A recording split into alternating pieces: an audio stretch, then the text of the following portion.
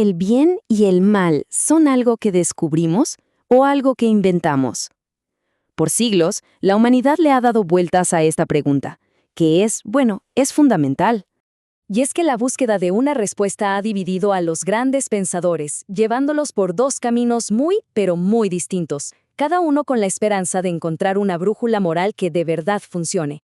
Un camino nos dice que la respuesta está adentro, que podemos usar nuestra propia razón para construir la moralidad desde cero. El otro, por el contrario, nos invita a mirar hacia arriba, a recibir un estándar moral que nos es dado, una revelación divina. Para entender esto, nuestro viaje tiene que empezar en la antigua Grecia. Ahí, en la cuna de la filosofía occidental, la mente humana se convirtió en la herramienta principal para tratar de descifrar el código de una vida buena. Ahí tenemos a los gigantes, Sócrates, Platón, Aristóteles. Ellos sentaron las bases. No solo se preguntaron ¿qué es bueno?, sino que estaban convencidos de que podíamos llegar a una respuesta a través del pensamiento riguroso, ya fuera conociéndonos a nosotros mismos o, como Platón, contemplando una forma perfecta y última de el bien. Aristóteles incluso le puso un nombre a esa meta final, eudaimonia. Y es clave no pensar en esto solo como estar contento, sino como un florecimiento humano total, algo que no te encuentras por suerte, sino que construyes día a día con la práctica constante de la virtud. Y justo aquí es donde el segundo camino nos ofrece una perspectiva, radicalmente distinta. Mientras los griegos veían la moralidad como una construcción, algo que se logra, la visión bíblica la entiende como algo que ya está integrado en nosotros. No es un logro, sino un reflejo de haber sido creados en la imago Dei, la imagen de Dios. Ahora, lo interesante es que, por más de 1000 años, estos dos caminos no avanzaron separados.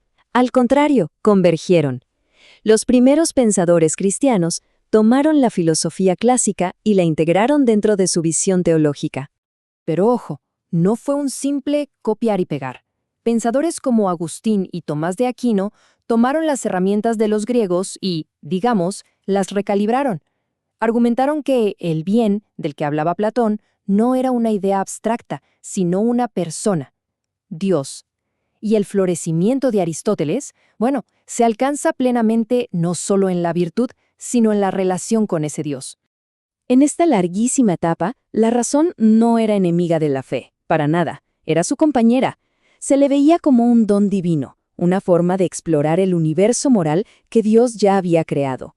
Por un tiempo, los dos caminos se volvieron uno solo. Pero, como suele pasar en la historia, las cosas cambiaron.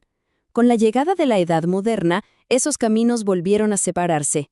Surgió una confianza renovada, casi absoluta, en la razón humana, que ahora buscaba construir sistemas éticos totalmente independientes de Dios, y el cambio fue revolucionario. De repente, con Maquiavelo, la moralidad ya no se trataba del alma, sino del poder. Con Hobbes, no se trataba de Dios, sino de un pacto para evitar el caos, y con Hume, ni siquiera se trataba de la razón, sino de un simple sentimiento. Los cimientos empezaron a moverse. Pero fue Immanuel Kant quien intentó la reconstrucción más ambiciosa de todas. En un mundo que ya se estaba alejando de la revelación, él quiso salvar la moralidad universal, basándola únicamente en la razón pura.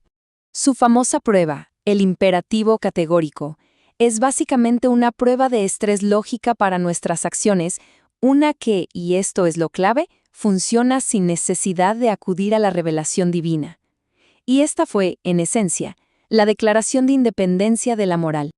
Y ahí está. Ese fue el momento en que la filosofía dijo, puedo hacer esto por mi cuenta. Al basar la moralidad solo en la razón o el sentimiento humano, la necesidad de un legislador divino simplemente se quitó de la ecuación. Pero claro, una vez que se suelta el ancla, ¿hacia dónde va el barco de la moralidad? Pues la respuesta fue en todas direcciones al mismo tiempo. Los filósofos empezaron a trazar muchísimos caminos nuevos y a menudo totalmente opuestos entre sí. El foco cambió. Ahora se miraban las consecuencias, como con el utilitarismo de John Stuart Mill, que básicamente juzga una acción por cuánta felicidad produce. Otros, como Friedrich Nietzsche, fueron mucho más lejos, diciendo que toda la moral judeocristiana era en realidad una herramienta para oprimir a los fuertes. Y esta línea de pensamiento llegó a su punto máximo con los existencialistas, como Jean-Paul Sartre. Su argumento era demoledor. Si no hay un diseñador divino, entonces no hay un diseño humano.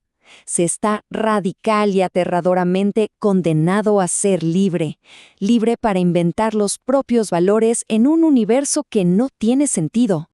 Y en este punto, los dos caminos ya no podrían estar más lejos. Un camino ve la libertad como la pesada carga de tener que crear el significado desde la nada. El otro, en cambio, la ve como la alegría de vivir dentro de un significado que ya fue dado, en armonía con el diseño del creador. Así que, desde las preguntas de Sócrates en Atenas hasta los debates de hoy, hemos hecho un recorrido bastante increíble. Vimos una búsqueda antigua de la virtud, una síntesis medieval con la fe, y luego un giro moderno, donde la filosofía decidió trazar su propio camino, por separado de Dios. Y esos dos caminos fundamentales siguen ahí, frente a nosotros. Uno nos invita a ser arquitectos, a construir nuestro propio código moral desde sus cimientos. El otro nos invita a ser exploradores, a descubrir un código que ya está tejido en la realidad misma. Lo que nos deja con una pregunta final, una que resuena a lo largo de toda esta historia que hemos contado. ¿Es la moralidad algo que la humanidad debe construir por sí misma, esperando que los cimientos aguanten? ¿O se necesita un ancla divina para que la brújula se mantenga estable, sobre todo cuando las aguas se ponen turbulentas?